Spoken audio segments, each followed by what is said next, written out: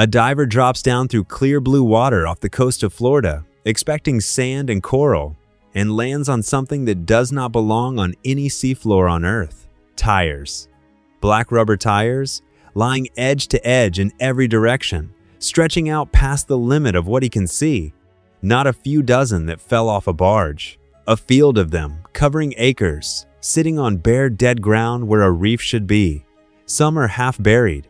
Some are rolling slowly along the bottom in the current, grinding across the sand like slow-motion wrecking balls. There are around 2 million of them down there. And the part that stops people cold is that this was not an accident. Nobody lost these overboard in a storm. They were dumped there deliberately, with permits, with government approval, with press coverage and public applause, by people who genuinely believed they were doing something good for the ocean. There was even a ceremony. A tire painted gold was dropped into the water to mark the occasion.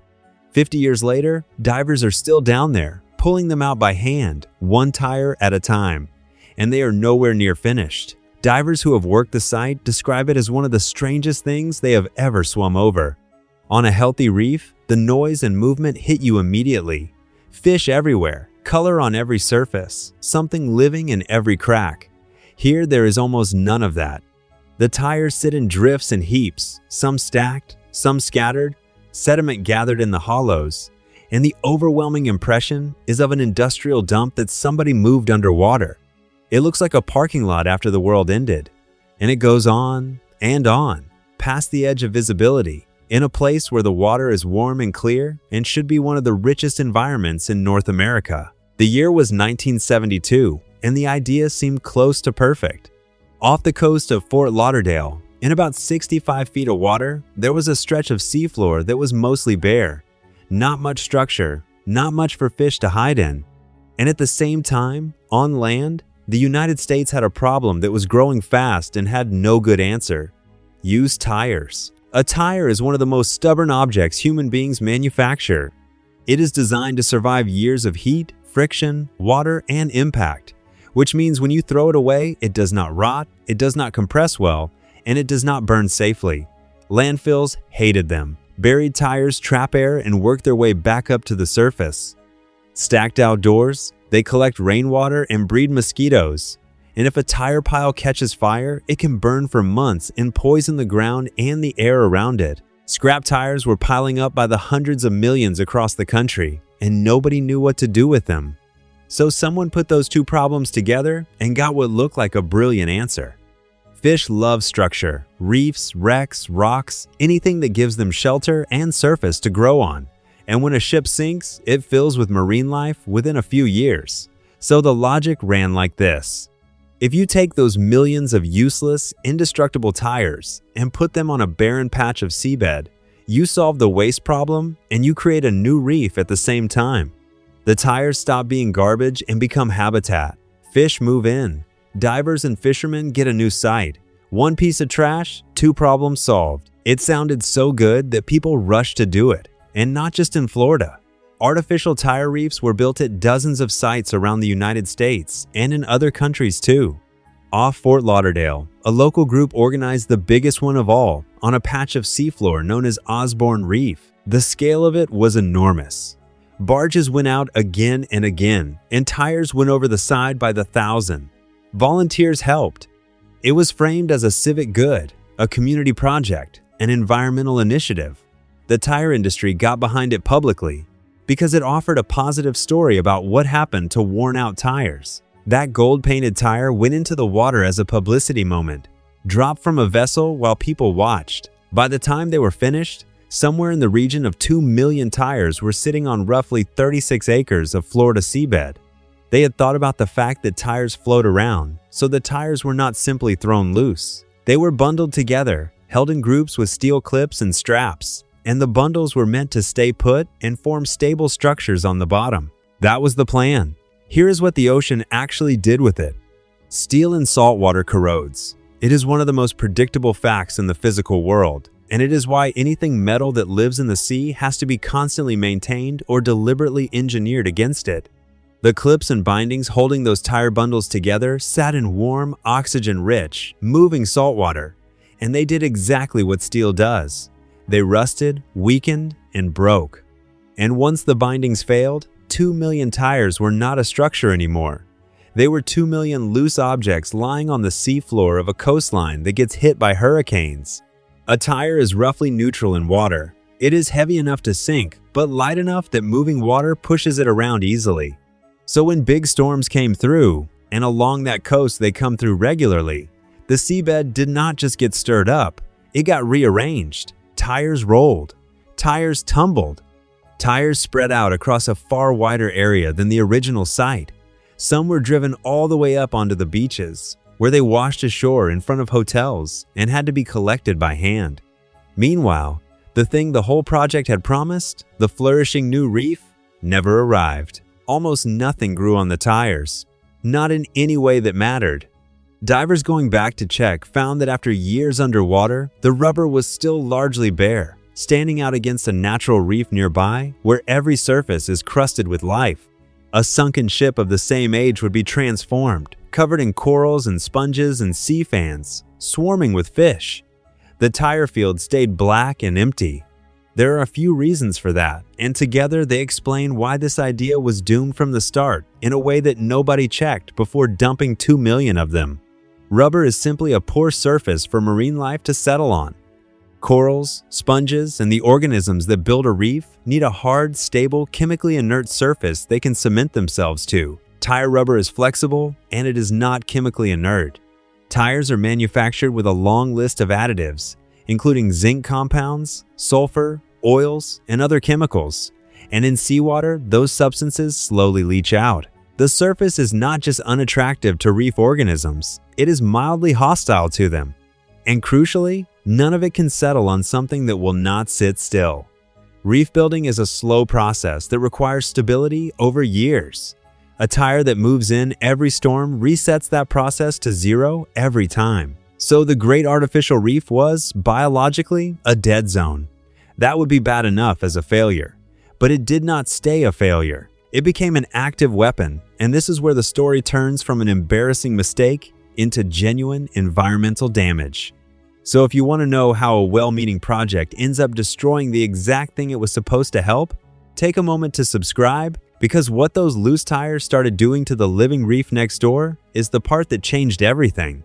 Not far from the tire field sit natural coral reefs, real ones, built over centuries by living organisms, fragile and slow-growing and irreplaceable. Loose tires driven by storm currents do not stop politely at the boundary of a reef. They roll into it, and a tire is heavy, hard and blunt, and coral is brittle. Tires battering into reef structure snap coral, crush growth, and scour away the living tissue and the encrusting organisms that make a reef a reef. Every serious storm turned part of that tire field into a barrage of rolling debris aimed at some of the most valuable habitat in the region. At the same time, on the bare seabed where the tires lay and shifted, the constant grinding scoured the bottom and prevented anything from establishing. Seafloor communities that would normally colonize sand and rubble could not survive being repeatedly crushed and rolled over. So the final scorecard on the project was brutal. It did not create a reef. It did not stay in place. It did not solve the tire waste problem. It only moved it somewhere much harder to reach. And it actively damaged the natural reef it was placed beside. 4 goals, 4 failures, and the whole thing sitting under 65 feet of water where fixing it is enormously difficult. Which brings us to the cleanup, and the reason this is still a live story half a century later. Serious removal efforts began in the 2000s, with organized operations from around 2007 onward, and the method is exactly as slow and unglamorous as you would fear. There is no machine that scoops tires off a seafloor. Divers go down, find tires, and handle them individually. The tires are often partly buried in sediment, so they have to be worked free. They are loaded into baskets or cages by hand. A crane on a barge lifts the loaded basket to the surface. The tires are brought ashore, cleaned of marine growth and sediment, and then disposed of on land, which means the original waste problem finally has to be faced anyway, decades later and after paying for a marine salvage operation to get there. Picture the actual work for a moment. A diver at that depth has a limited amount of bottom time before they have to come up. In that window, they are wrestling waterlogged tires out of sediment, each one heavier and more awkward than it looks, in current with visibility that can drop without warning, surrounded by identical black rubber in every direction. Then they fill a basket, send it up, and start again. It is physically punishing, repetitive labor, and at the end of a full day of it, the field looks exactly the same as it did that morning, because a day of diving barely dents a number like 2 million. Military dive units took part, using the site for training, because it turns out that recovering heavy, awkward objects from the seabed is genuinely useful practice. Commercial contractors were hired for larger pushes. Government agencies funded the work in stages, as budgets allowed. The pace is limited by things nobody can control. Divers can only work in reasonable weather and sea conditions, which narrows the calendar. Visibility matters. Safety limits how long a diver can work at that depth. Funding arrives in chunks and then runs out, so the operation has proceeded in bursts, a season here, a contract there, across many years.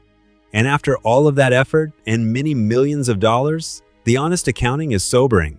Somewhere in the region of a few 100,000 tires have been recovered, which means well over 1 million are still lying on the bottom off Fort Lauderdale right now.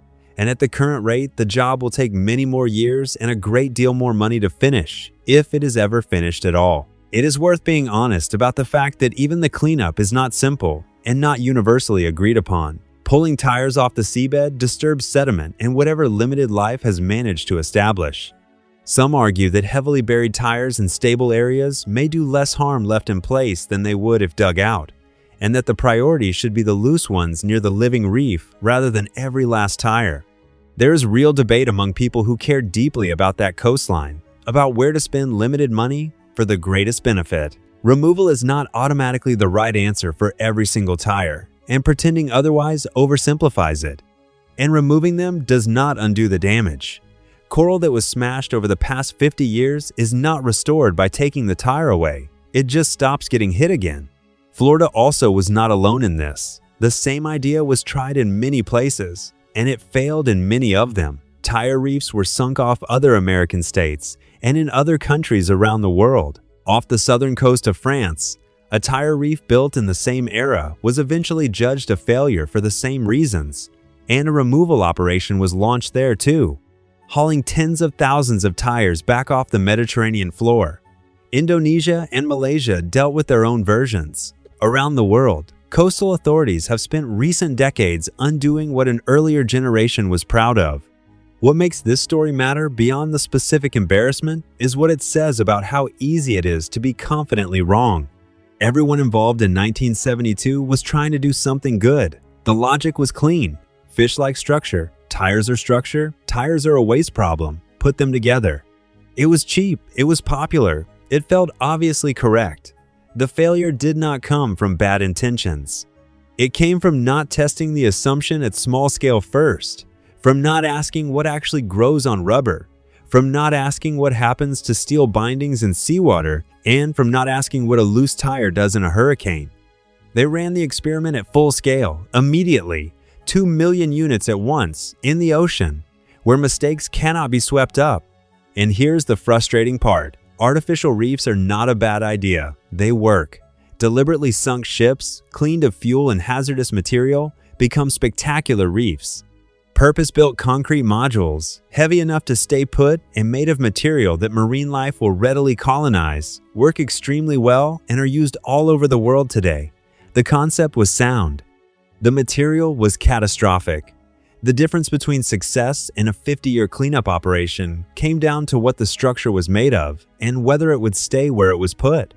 Today, off Fort Lauderdale, the water's still clear and blue, and the fish are still there over the natural reefs. And on the bottom, out over that patch of seabed, there is still a field of black rubber stretching into the distance. More than 1 million tires deep, slowly being reduced by divers working basket by basket, season by season. A gold-painted tire was dropped into that water to celebrate the start of it. Somewhere down there, it is presumably still sitting in the dark, indistinguishable now from all the others, at the beginning of a mess that has outlived nearly everyone who cheered for it. If you enjoy true stories about the strange, human, uncomfortable side of what we do to the natural world, Stories most people never hear. Then like this video and subscribe. In the next one, we will follow another place the world had already given up on. Take care of yourself and stay curious.